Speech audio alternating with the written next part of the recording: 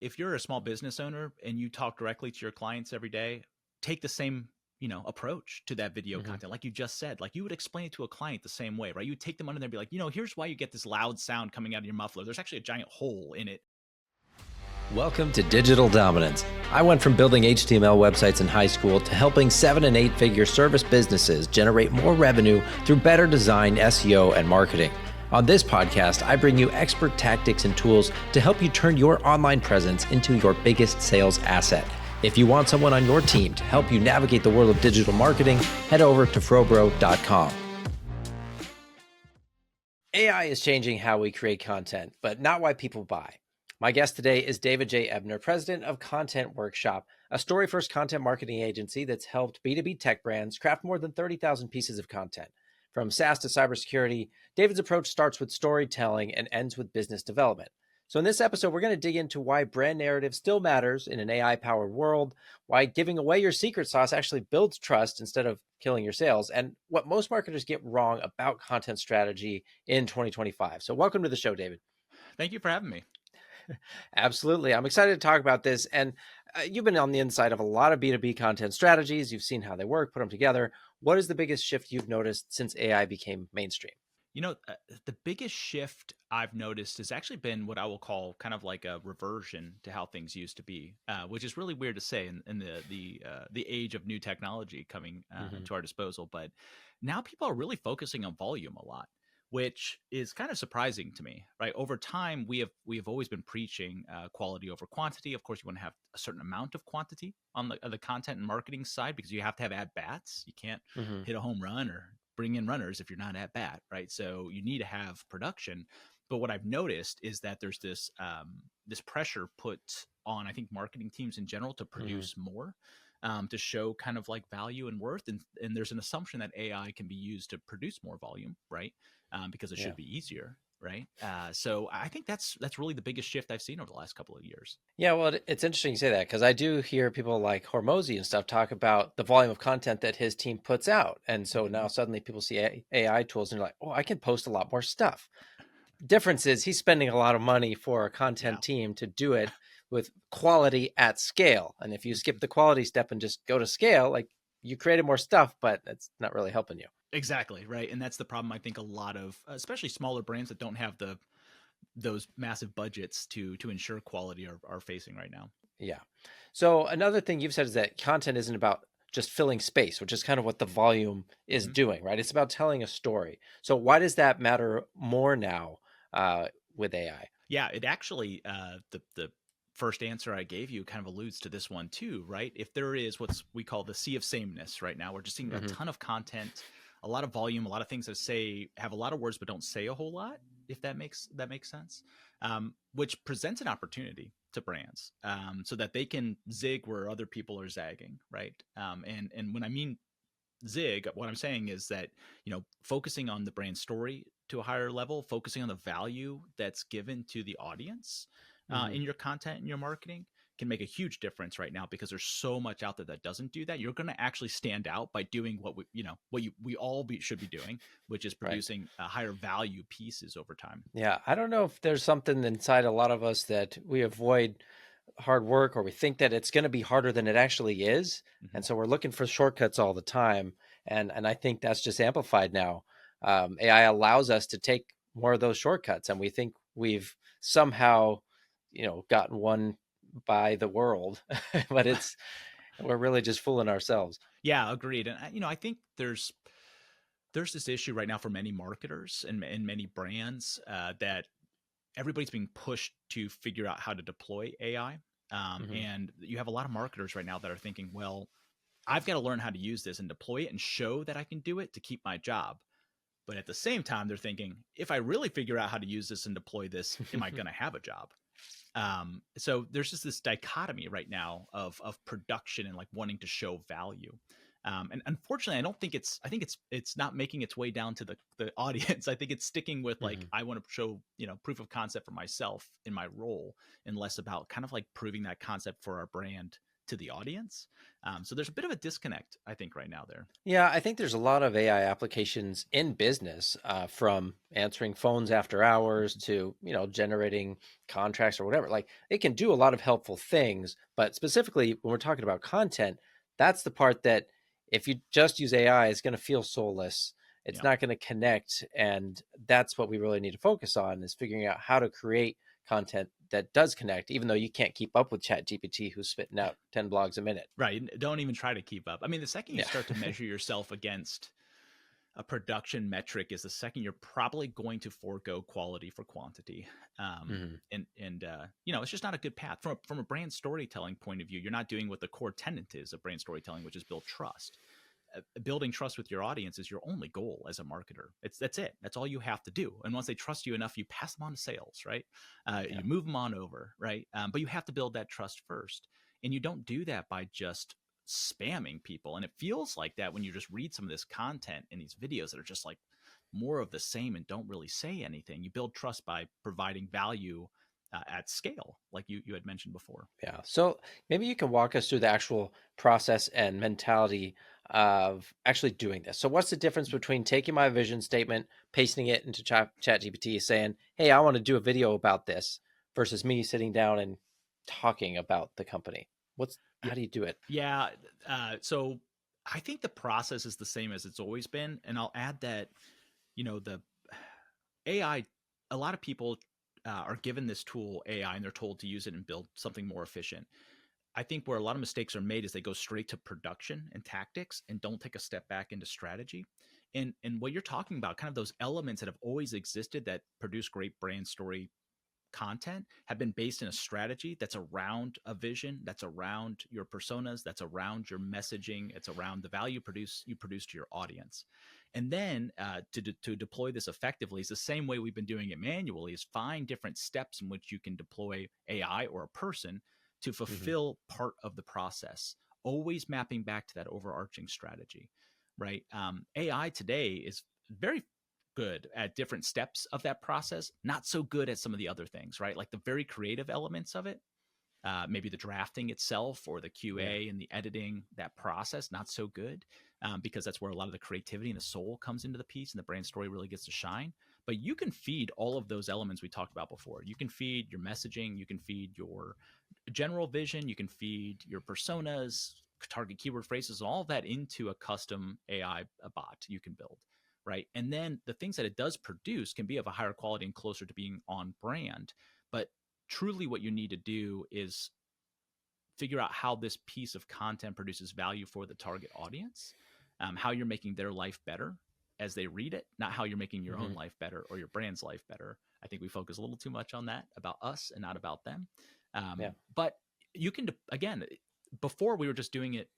A good process that's driven by strategy is of high quality if a person does it versus if a tool does it. The question is, you just have to have the quality assurance metrics along the way. We're seeing this a lot with I'm going to feed my ideas, my topic ideas, to this bot that I've built that has all of the custom knowledge base of the things about my brand that are important to me, and it can produce some pretty darn good outlines. It can cross check outlines to say, hey, are these points on brand? Like, where are the Hmm. gaps in what you know about us and what we should be saying are differentiators versus what you see on this page? And pointing out those gaps, it's actually really excellent at that. But it all comes back down to like a strategic process that actually produces value versus just tactics alone. So do you think it's better to be unscripted then? Or do you think, because a lot of business owners might not be naturally good on camera or Mm-hmm. don't like talking about themselves or their business. And so maybe they find comfort in having the script from ChatGPT or something. So how do they suddenly turn around and say, okay, I want to be authentic and connect.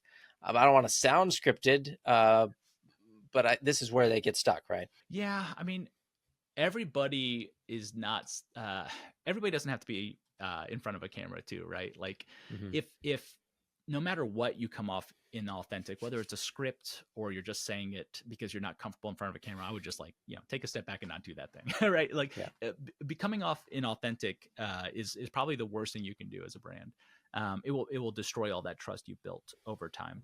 I feel more Hmm. comfortable with the script. I feel more comfortable because writing is a thinking process. So even if you write the script yourself, you're thinking about what you're going to say and your cadence and how you're going to say it. You should practice it, of course. Or you're having ChatGPT write it for you. You're reading it, you're reviewing it, you're thinking about it. Like there has to be a thinking process that happens before, I think. You're going to produce better quality. It's the reason why actors and actresses like rehearse their lines, even if they know they're going to go off script. It's best to know a base of knowledge so that you can deviate from that than to not understand it at all. Right. So, again, pick your poison on that front. It's most important that you're authentic. The second most important thing is that you're producing value. And if that is easier for you to do with a script, I would. That's at least my cup of tea. Yeah, and while you're talking about that, one thought that came to my head is, I think for some reason there's some assumptions or stereotypes like, okay, I'm going to make a video. I've got to sit in front of a computer and talk and do a talking head video. But I think if that's not your element, then it is going to come across forced or awkward. Whereas if you're a mechanic and you're sitting at your desktop, you're like, okay, always make sure you change your spark plugs because blah, blah, blah. That's boring. But if you're in the shop and you've been thinking, I see the same problem over and over, people keep coming into me, I want to make a video about it. And you're filming yourself in the shop like, hey, I just saw this thing again for the third time today. If you come under here, you look at this, you see how this connects. That's because blah, blah, blah. Like, okay, you are now naturally talking about the thing and it's way more interesting. And you don't have to be scripted because it's an element that you're comfortable in. Yep. So that would be something I would recommend too. Absolutely. And I think that if you're a small business owner and you talk directly to your clients every day, I would just take the same approach to that video content. Like you just said, like you would explain it to a client the same way, right? You would take them under there and be like, here's why you get this loud sound coming out of your muffler. There's actually a giant hole in it underneath your cabin and it's letting, bad fumes into you got to fix that. Right.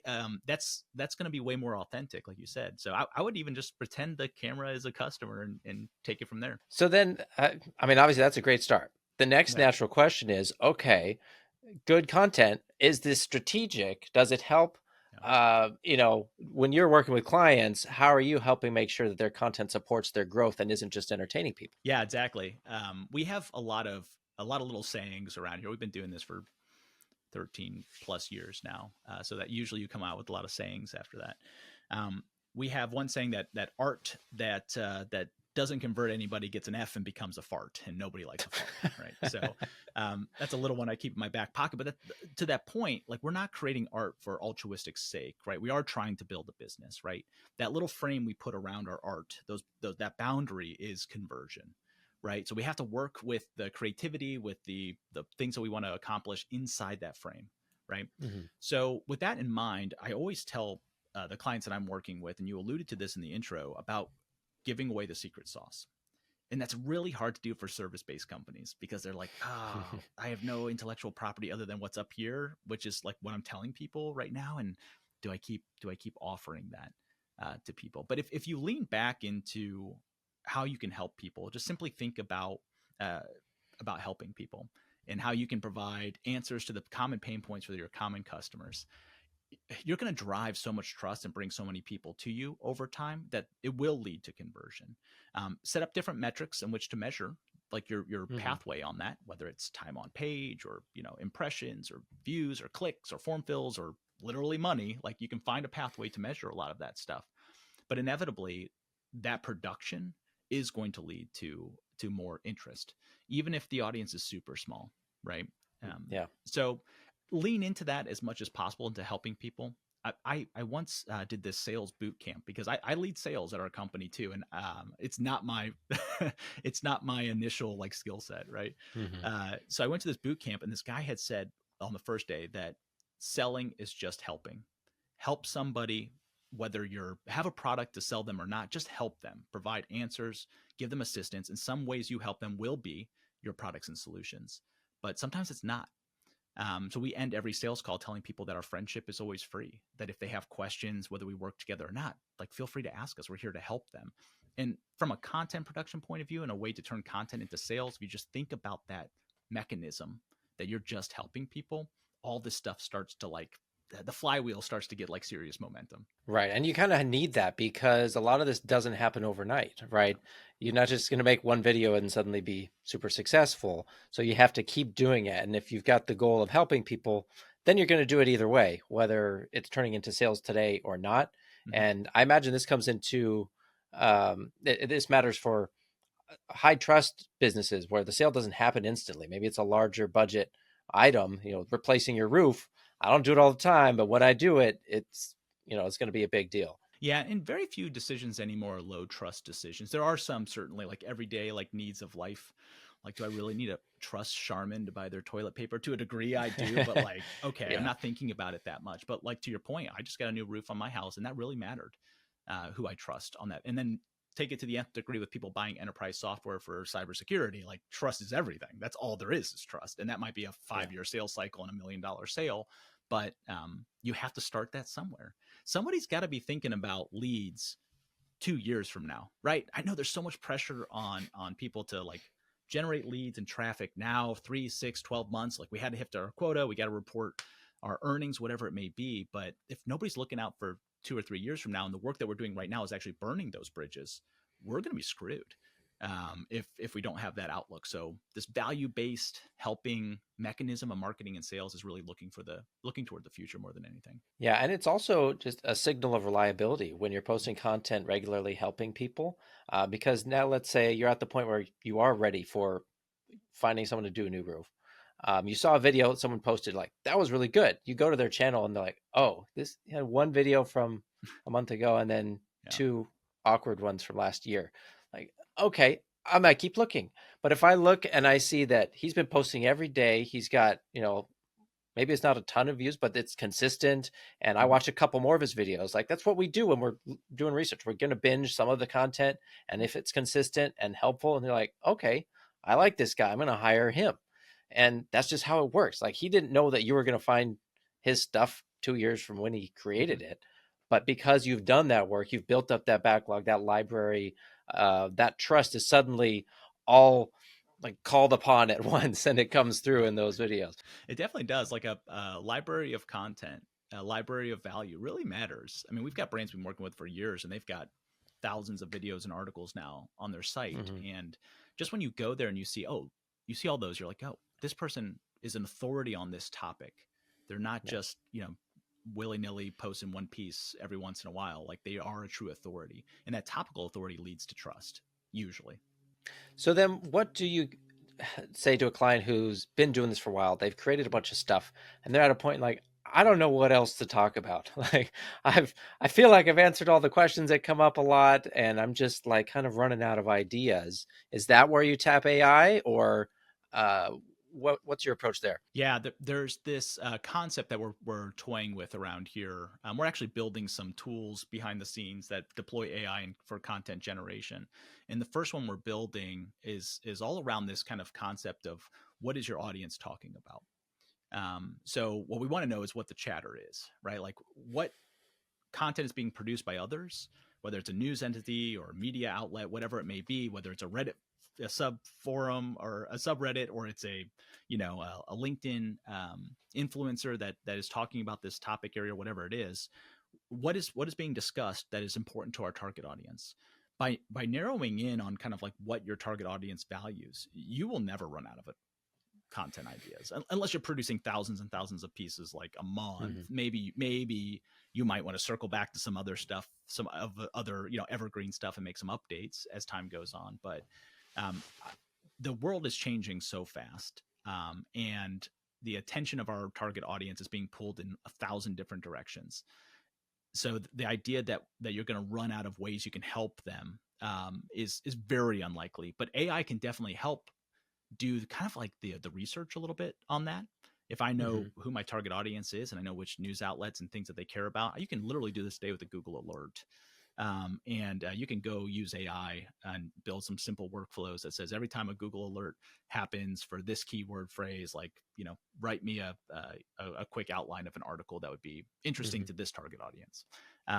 You can start to build kind of these mechanisms that will feed you ideas. But I mean, in theory, AI is supposed to be in all content production or really any marketing. We talk a lot about funnels, right? Like, trying to make a visual funnel here. Kind of looks like that. So in a funnel idea, the more you put in the top, the more can come out the bottom, but everything doesn't come out the bottom. I think a lot of people use AI like a hallway. Like, there's just every idea is just going through all the way to publish, right? And if that's the case, and we can start to feed the top of the funnel with some ideas that are generated by like what people are talking about today, what's urgent and important to my target audience today, then we can have higher quality and more come out the bottom. We can pick and choose. We can be picky about what we produce, and spend more time and energy on the things that will have the highest bang for our buck. So I think using AI is definitely has a lot of benefits on coming up with new content ideas. I think once you have the idea, the differentiators usually come from up here, right? Yeah. How do we think? What's our unique opinion on this topic? And as a brand, if you don't have a unique opinion on something, you should not produce content on that topic. That is only going to hurt you to say something generic. If you don't have a unique opinion about something, it's probably the wrong target area. If it has something to do with the solution you provide your audience, hopefully you have a unique opinion on it, right? That makes sense. And I like how you mentioned the fact that you don't have to publish everything. Right. I actually had to remind myself of this recently because I had an idea for an upcoming piece of content that I want to create, and there's actually variations I can do on it. But I didn't just do one and say, okay, this is going to be it, right? Like I did almost a dozen different ones, and I was looking at them like, these couple here are not that good. I probably don't need to make these. And if you look back at authors and people on LinkedIn that post a lot, they'll say, I draft a bunch of stuff, but I also trash most of it.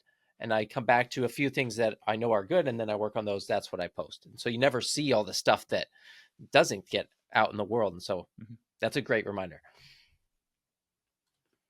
There was one other thing I was going to ask you. I know we're coming closer to the end of our time here. Oh, so another way people create content, we see like Dan Martell, Gary Vee, and others talk about, and Alex Hormozy, right? The documentation, like it is the content, right? You just record everything, give it to an editor, and they create clips and posts and videos out of it, right? So there's, that's usually not something that a small business owner can do because they don't have a big team.